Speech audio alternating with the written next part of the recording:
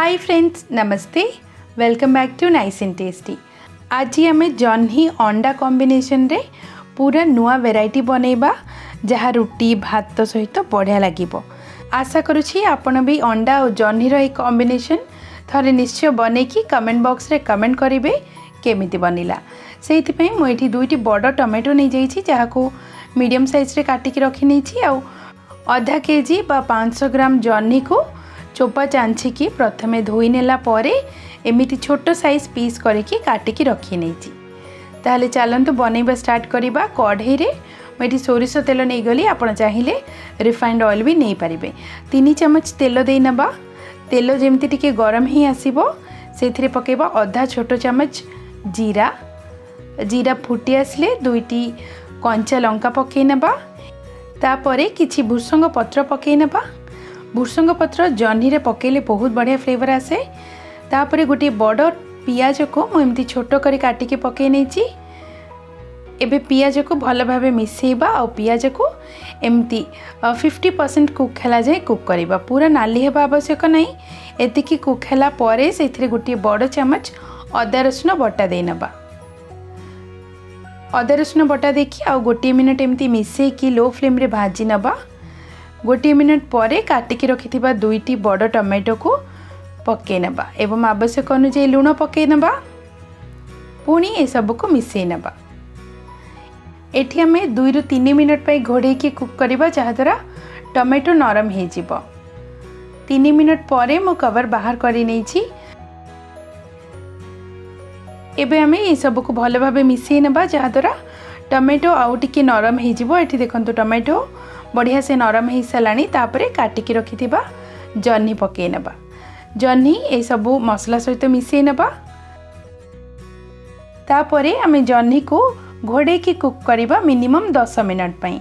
किंतु आपण मझी मझी रे एमिति खोलिकी थरे थरे एमिति मिसई नौथिबे जहाद्वारा तळ उपर होइकी जह्नीटा भल भाबे सिझी जिवो। तो एठी मु थरे एमिति मिसई नेइछि आ पुणी घोड़े नेइछि। तो टोटली 10 मिनट परे देखंतु जह्नीर कलर भी चेंज हो जाइए आ टिके बहुत बढ़िया से नरम भी हो साराणी। एबे आमे सेथिरे सब मसला मसली पकेबा।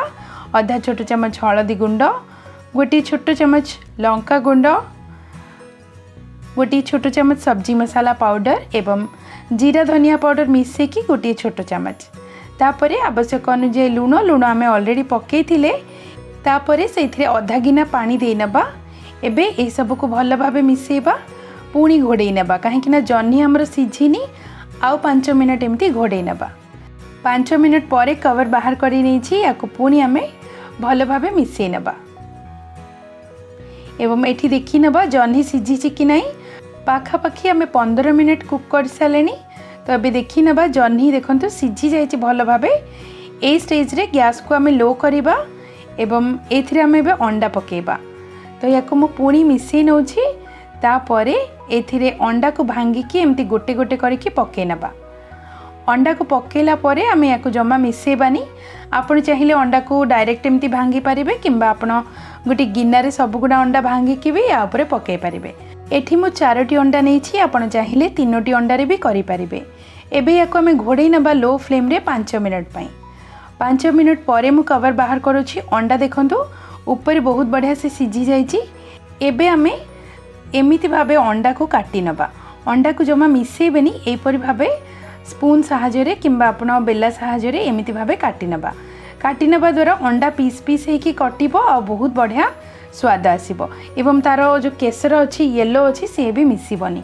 एमिति काटी नेला परे पुणी याको आमे मिसई नबा।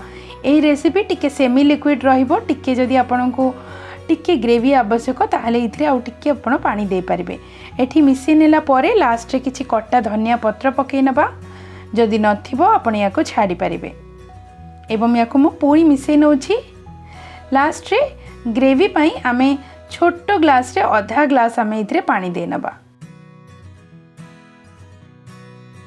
पानी देकी याको आमे पूरी मिसई नबा एवं गैस को मीडियम फ्लेम रखिकी एबे आमे पूरी घोड़ेबा आउ 3 ରୁ 4 मिनट पई। लास्ट रे 3 मिनट परे मु एठी कवर बाहर करूछि। देखंतु तरकारी रो हमर तेल भी छाड़ी आसुछि बहुत बढ़िया से। जह्नी अंडा मसला तरकारी बनिकी रेडी हो साराणी। याको आमे पुणी मिसेकी गैस को आम बंद कर नबा। जह्नी अंडार यही रेसिपी आपण भात सहित रुटी परोटा सहित खाइबे, बहुत स्वादिया लगे। आशा करुछि आपण यही रेसिपी थरे निश्चय ट्राई करेंगे। बनैला परे केमिति लागिला कमेंट करने को भूलिबेनी। रेसिपी पसंद आसिले वीडियो को लाइक शेयर और सब्सक्राइब करने को भूलंतुनी। धन्यवाद।